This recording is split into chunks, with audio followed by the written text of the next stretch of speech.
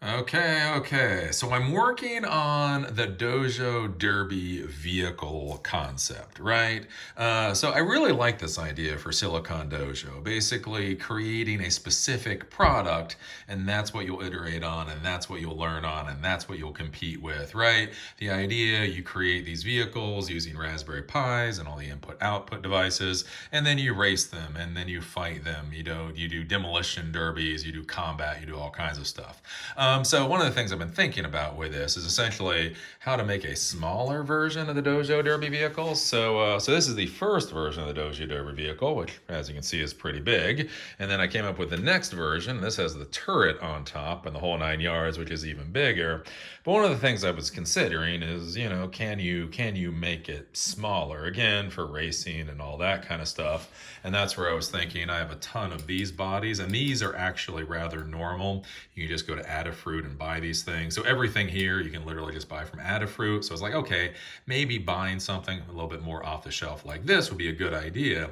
The problem you run into is the size of things, right? So if I put a Raspberry Pi 4 on top of that, you can see it takes up a chunk of space. And then one of the big things with these Dojo Derby vehicles is these displays, because basically they connect to the Wi-Fi, and then you need to know what the IP address of this thing is. Plus, it's nice to have some troubleshooting information here. But as you can see, these things are big, right?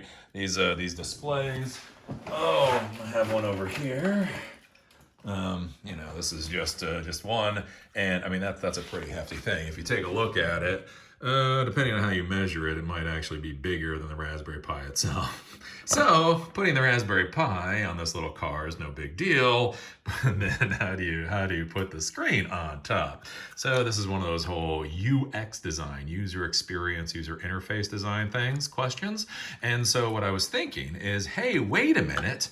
I remember I have some OLED screens from doing Arduino projects. So basically what the OLED screens are, these are actually organic OLEDs, right? But they are small, again, incredibly small compared with the LCD screens. And so you could just screw that somewhere onto a little vehicle like this, and it would be no big problem. So now your Raspberry Pi can be on there, your display can be on there. So this is just a little demonstration routine. So again, it shows me what my IP address is. For this, it shows me the CPU load, memory, disk, and that kind of thing. So it could pop out whatever information I wanted. So I could put all of that onto this nice tiny little vehicle. And then this might be a better beginner platform, at least. Again, than doing something like this, because you don't have to use saws. Again, these are great, but you got to use a table saw, you got to use drills. There's a little bit to it. So again, if we can go with something like this, a little bit more off the shelf, maybe use a little super glue or something, but otherwise you don't have to deal with power tools. And so by going with the OLED screen, I still get all of that troubleshooting, diagnostic information, but in a much smaller package. So if you haven't taken a look at these, if you deal with Raspberry Pis or if you deal with Arduino, these are great for Arduino. I use them in projects on Eli the Computer Guy. Absolutely awesome.